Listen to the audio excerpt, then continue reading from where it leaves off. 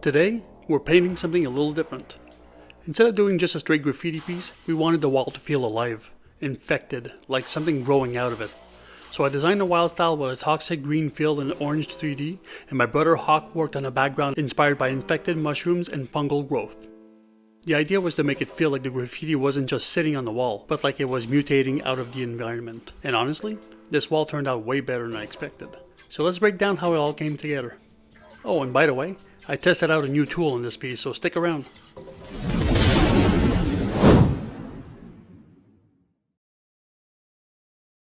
Hey gang, what is going on? My name is Espo. I'm a writer from Montreal, Canada. I'm here in Gatineau today, back in the Philip Wright Tunnel. We're going to go over some of the pieces that we did for the Hull Graffiti Jam last fall.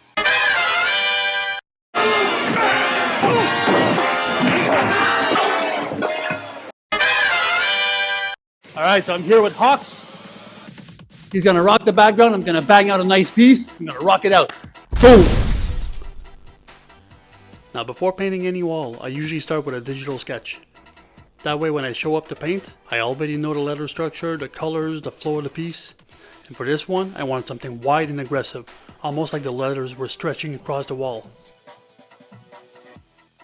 The fill colors are bright toxic green with a strong orange outline in 3D. That color combination works really well because the green feels organic and infected, while the orange gives it heat and energy. And the glow around the letter helps separate it from the background so everything stays readable.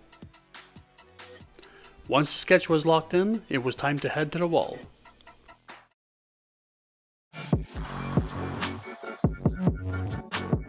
This wall is actually a really nice surface for painting.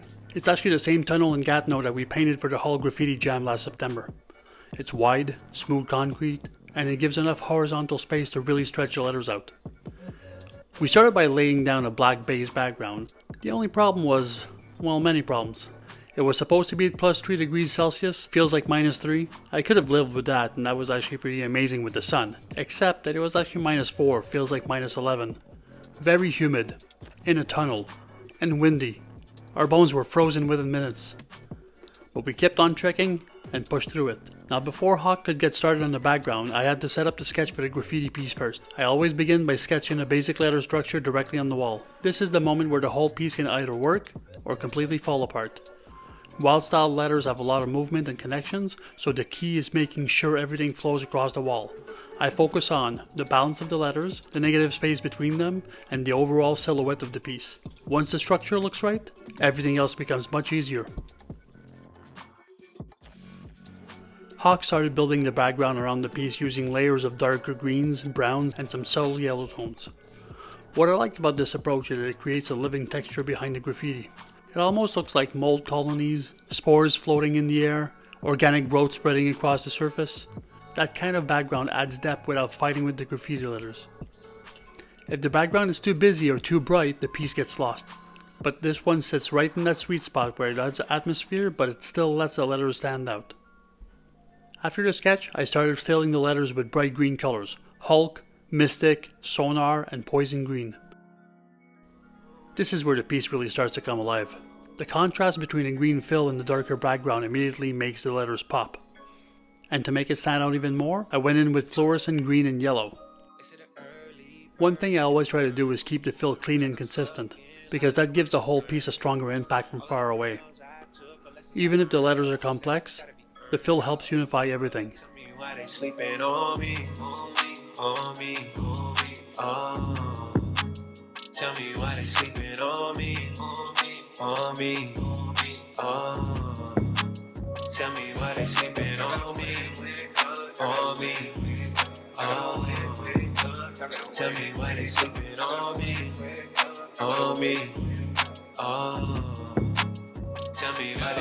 Find me in the middle of the map, right in the center. I'm a saint right now, but we all born sinners. Take a couple L's if you wanna be a winner. When I think about the beat, it's synonymous with dinner. I've been eating too long, still starving. Don't see like I got my own garden.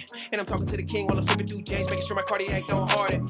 Mind your manners, Midwest flow, country grammar, out the slammer, way too free, and I rep my set. Young OG, loves my drug and IOD, prize my heel, my Achilles. Yeah, I mean that it come before the fall. Grace deserving all. My son had me there, Yahweh took it all. I spit the truth in the booth, shaking lies off for ya. My God, covered in the blood, you would think that I was fangs on Dracula. My God, flip it all around, you would think. Once the fill was done, It was time for the outline. The outline is one of the most important steps in graffiti. It defines the letters and sharpens the entire piece. For this wall, I used a strong Mars orange outline, which works perfectly with the green fill. The orange also connects visually with the background, since some of those warmer tones are already present in the infected texture. And as soon as the outline goes down, the letters really snap into place.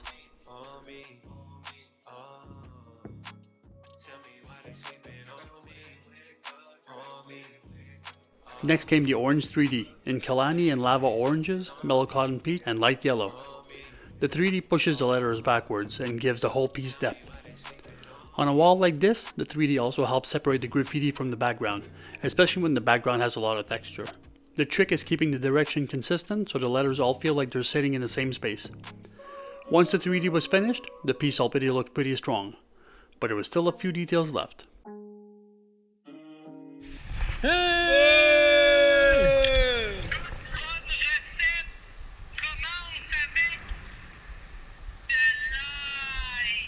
Oui! Pas des tomates, pas des citrouilles, de l'ail. C'est...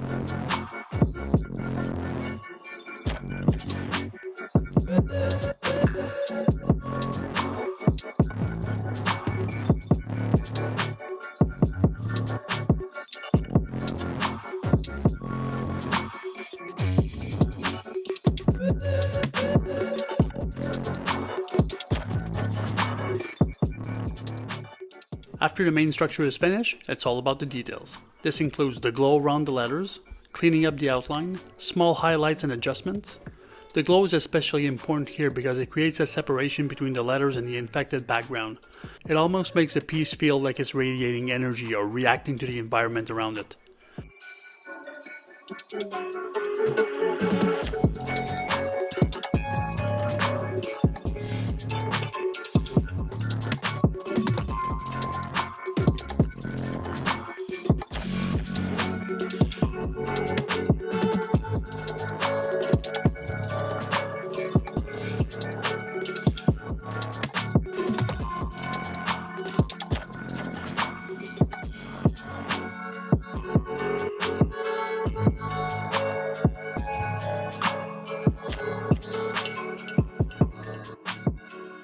Then, to separate the yellow glow from the orange outline, I used white with a special new tool, the Tiny Pink Stencil Cap. I ordered it directly from the manufacturer in Austria this winter, but I hadn't had a chance to try it yet. Let me tell you, this tool is pretty damn amazing. The lines are tiny as hell and it makes the detail work much cleaner. I found the hole to be a little small, it gets clogged easily, so I'll drill a hole a little bigger for my next piece. The reservoir is pretty big and keeps the can and the trigger finger much cleaner and less sticky. That being said, it wastes a lot of paint, but that's to be expected, like any other stencil cap out there. My final thoughts about the Tiny Stencil Cap have to be that it's clean, precise, and is amazing for details.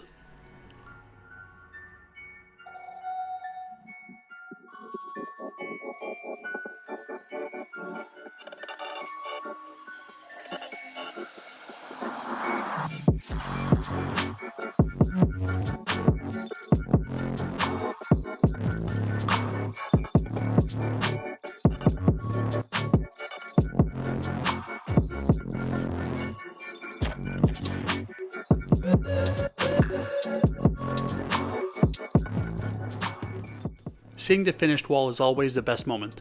The green letters pop hard against the darker fungal background, and the orange 3D gives everything depth. What I really like about this piece is how the graffiti and the background actually work together. The infection texture almost feels like it's growing around the letters. Or maybe the letters are a source of the infection. Either way, it gives the wall a really cool atmosphere. Huge shout out to Hawk for crushing the background on this one. If you enjoyed this wall, let me know in the comments what you think.